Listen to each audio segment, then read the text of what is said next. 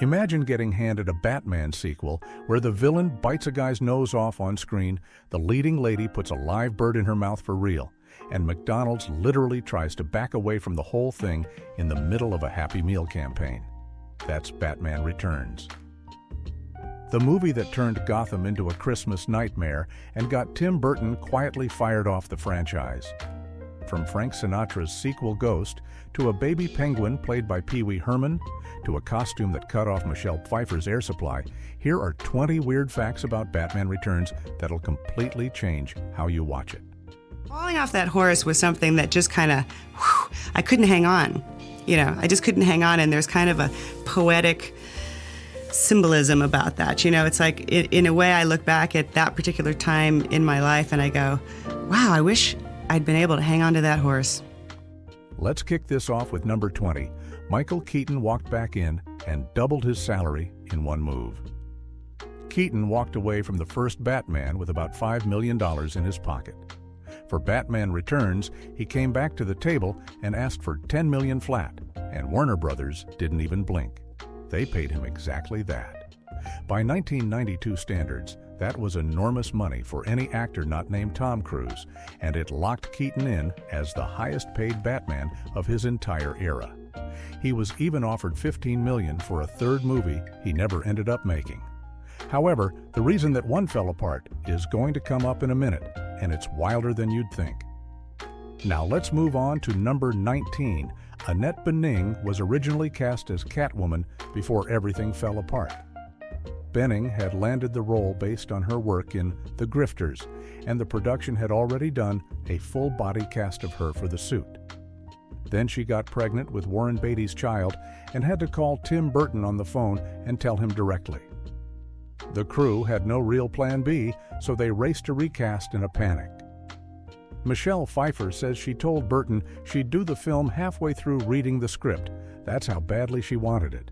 But she wasn't the only one trying to crawl into that catsuit, and the next person took it to a really weird level. That brings us to number 18. Sean Young showed up at Warner Brothers dressed in a homemade Catwoman suit. Young had been cast as Vicky Vale in the first Batman before a horse riding accident knocked her out of it. Sean Young was there. She was there for 4 or 5 weeks of pre-production, and Sean wanted to go and practice her horse riding, but she fell off, and we were about a week away from shooting. So when Bening dropped out, Young decided this was her shot, and she took matters into her own hands. Producer Mark Canton later said his office door flew open, and Young leapt over the sofa in full costume in front of him and Michael Keaton. She also went on The Joan Rivers Show in her DIY Catwoman gear to publicly lobby for the part on live TV. None of it worked.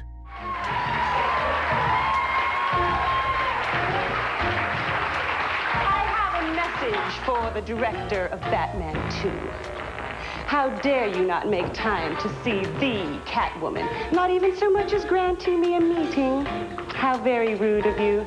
After all, I was in the original Batman cast. How dare you not even return the Catwoman's phone calls. However, the actress who did get the role had to deal with something far worse than a couch leap. That leads us right into number 17. Michelle P. Pfeiffer was vacuum sealed into the Catwoman suit before every single scene. The crew had to powder her down with talcum, slide her into the latex, then literally vacuum seal it tight to her body and paint a silicone finish on top to make it shine. She called it the most uncomfortable costume she's ever worn. She couldn't hear properly, the mask was crushing her face, the corset was cutting off her vocal cords, and there was no way to use the bathroom in it. First time I put the outfit on, I thought, I can't walk, I can't breathe, I can't hear, I can't act like this. And that's how I felt. It took me a long time to get used to all of the elements. They actually had to redesign part of the suit just so she could pee without taking the whole thing off. But that wasn't even the craziest thing she did in that costume. Now we head into number 16. The bird in her mouth was completely real. In the scene where she stands next to Danny DeVito's penguin and slips a small bird between her lips, that bird is alive and unsedated. Tim Burton himself confirmed it was 4 or 5 seconds, no CGI, no drugs, all done in one take. Pfeiffer told The Hollywood Reporter she looks back on it and can't believe she did it because she could have caught a disease. She still doesn't think the bird was tranquilized. And before you think she just got lucky with one stunt, the rest of her training was even more brutal than that. And that takes us to number 15. Pfeiffer trained for 3 months with a real bullwhip. Weapons master Anthony DeLonghi put her through 3 full months of bullwhip training to get Catwoman's signature weapon right. I'm Michelle Pfeiffer's whip trainer and choreographer. Most people, have a tendency to raise their eyebrow when you say whip. The trick about it is traveling faster than the speed of sound. On the very first day of practice, she accidentally cracked him across the chin and cut him open. He stayed completely professional and just kept training her. By the time the cameras rolled, she was so accurate, she pulled off the famous shot of decapitating 4 mannequins in one take and got a standing ovation from the crew on set.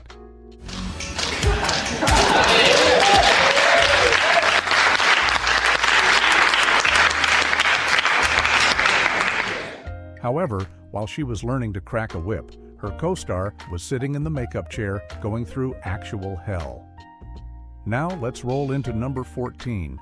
Danny DeVito sat in the makeup chair for 4.5 hours every single day.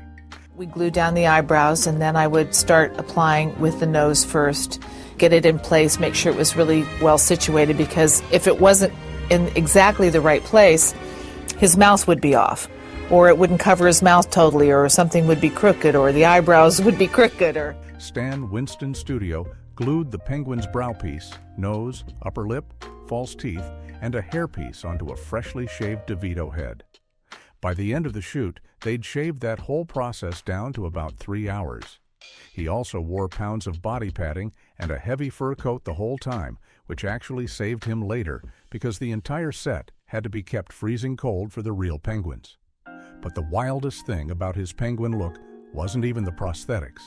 It was something he came up with himself. When I was a kid, I read the comic books.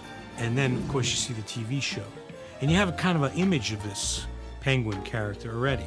But just get that right out of your mind, because this is so totally unique and different. That brings us to number 13. The black goo from the penguin's mouth was DeVito's own recipe.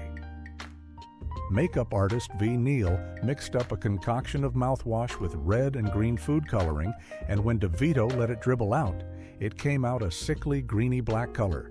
Basically, what they decided was bile. McDonald's was so horrified by it during the marketing meetings that Tim Burton later said, quote, "I think I upset McDonald's." They asked, "What's that black stuff coming out of the penguin's mouth? We can't sell Happy Meals with that."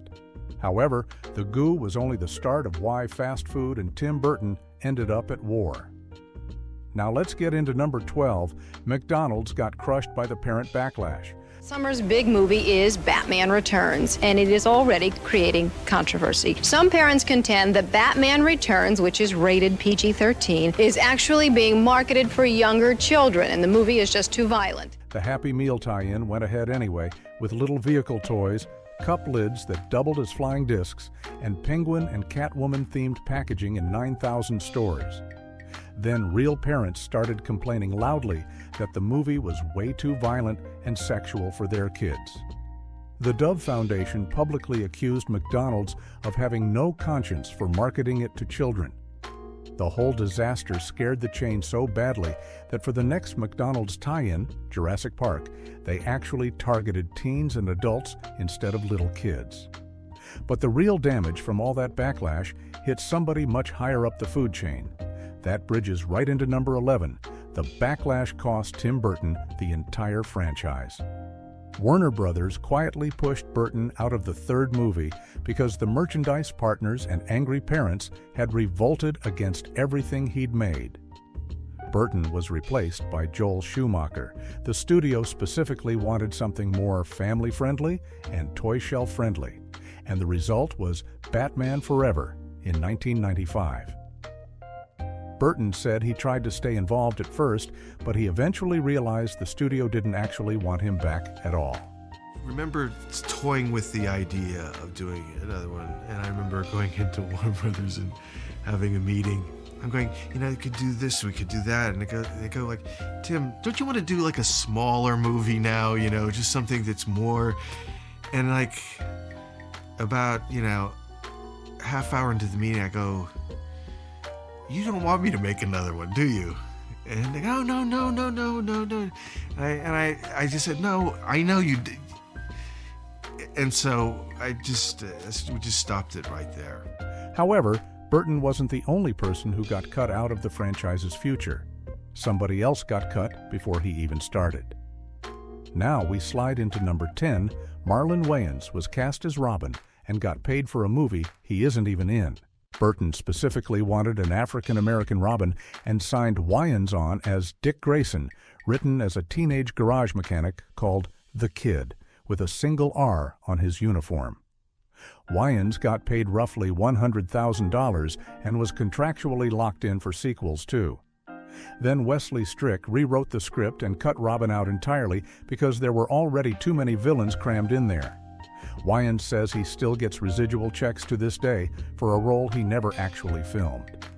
But Robin wasn't the only casting decision the studio meddled with. The Penguin himself almost wasn't Danny DeVito at all. Now we move into number 9. Marlon Brando was Tim Burton's first pick for the Penguin. Burton genuinely wanted Brando in the role, but Warner Brothers pushed back hard for Dustin Hoffman instead. Christopher Lloyd and Robert De Niro were also in the conversation at one point. Danny DeVito only became the frontrunner after writer Daniel Waters rewrote the Penguin into a deformed half-bird mutant with a tragic origin. DeVito was actually nervous about taking the part, and his close friend Jack Nicholson, who'd played the Joker in the first Batman, basically talked him into doing it over a couple of drinks.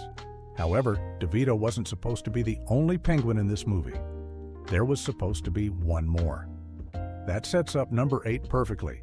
Burgess Meredith was supposed to play the Penguin's father. Meredith was the iconic Penguin from the 1966 Adam West Batman TV show, and Burton specifically wanted him in the opening scene as Tucker Cobblepot, a symbolic torch pass between 2 generations of Penguins. Meredith was in his 80s at the time, and his health just wasn't holding up, so he had to turn the part down. Burton replaced him with Pee Wee Herman himself, Paul Reubens, who'd been the lead in Burton's debut film Pee-wee's Big Adventure. Reubens later played Penguin's father a second time in the Gotham TV show decades later. But casting weirdness aside, the real production craziness was happening on the soundstage itself. Now let's drop into number 7. The entire set was refrigerated to 35 degrees Fahrenheit. The production wanted to use real king penguins, but the only tame ones in captivity were at a sanctuary in the Cotswolds, deep in the English countryside. So they flew them across the Atlantic in the refrigerated cargo hold of a plane. Outside the studio, Burbank's summer temperatures were topping 100 degrees. But inside the Arctic World Stage at Universal, they kept it at 35 degrees solid.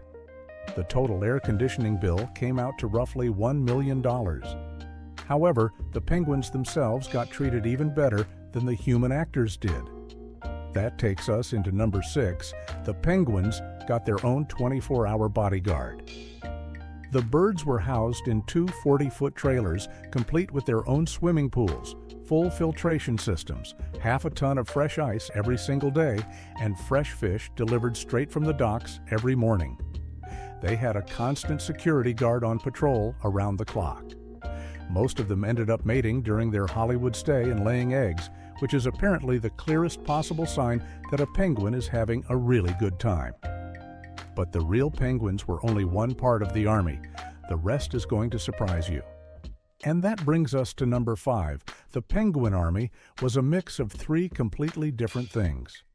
Stan Winston's studio designed and built 30 full mechanical penguin puppets in 3 different species.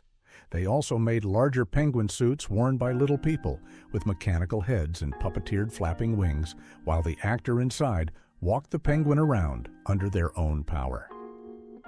Then they mixed all of those in with the real birds and a touch of early CGI from Boss Film Studios. In one behind-the-scenes story, the crew came back to set after a take and found one of the live penguins curled up fast asleep against an animatronic one. However, the human casting was almost as weird as the penguin casting. Now we move on to number 4. Christopher Walken almost didn't get hired because he scared Tim Burton. David Bowie was actually offered Max Schreck first and turned it down to do Twin Peaks: Fire Walk with Me. Casting director Marion Dougherty then suggested Walken, and Burton's response on the record was that the man scared the hell out of him. Dougherty argued that's exactly why Schreck needed him. Walken modeled the character on real-life moguls Sol Hurok and Samuel Goldwyn, and the name itself was a tribute to Max Schreck, the German actor who played Count Orlok in the 1922 vampire film Nosferatu. But Schreck almost wasn't even called Schreck. Originally, his role in the story was way bigger. That drops us into number 3. Max Schreck was originally written as the Penguin's secret brother. In Daniel Waters' early drafts, Schreck was actually the golden boy of the Cobblepot family, and the Penguin was the deformed son they threw away. The whole brothers reveal got cut for being too much for one movie to carry. Even the original ending was completely different. Waters wrote the bat signal blinking on and off because Selena had blown out the city's power grid in her final attack. However, after test audiences fell in love with Pfeiffer, Burton reshot the very last shot just 2 weeks before release, just to confirm Catwoman survived. She wasn't available, so they actually used a body double for the final image. But all of those reshoots had a real money number behind them. Now we're closing in on number 2. Batman Returns made nearly $267 million worldwide. On a budget of around $80 million, the film grossed $266.8 million globally and topped the domestic chart its opening weekend with $45.6 million, which was the biggest opening weekend in Hollywood history at that exact point in time. However, it still made a lot less than the first Batman's $411 million, and the studio openly blamed the darker tone for the drop in business. That single drop is the entire reason Burton and Keaton were quietly walked out the door of the franchise. But the weirdest fact about this whole movie is hiding right in the season it's set in. And finally, we land on number 1. Batman Returns was always meant to be a Christmas movie. Burton specifically built the whole story around Christmas in Gotham. Tree lighting ceremonies, mistletoe gags, snow falling in the cemetery, a masquerade ball, all of it. However, Warner Brothers shoved it into a June 19th, 1992 release in the dead of summer to chase blockbuster money.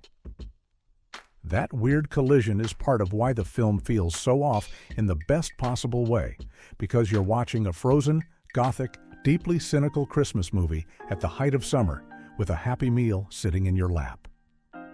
It's the most anti-Christmas Christmas movie ever made, and that's exactly why it still hits differently more than 30 years later. So yeah, Batman Returns wasn't supposed to feel like this at all. The studio wanted a clean, fun blockbuster sequel, and what they actually got was a frozen gothic fever dream with a vacuum-sealed Catwoman, a bile-drooling penguin, a real bird in someone's mouth, and a Robin who got paid not to show up. McDonald's panicked, Burton got fired, and the movie still became a cult classic anyway.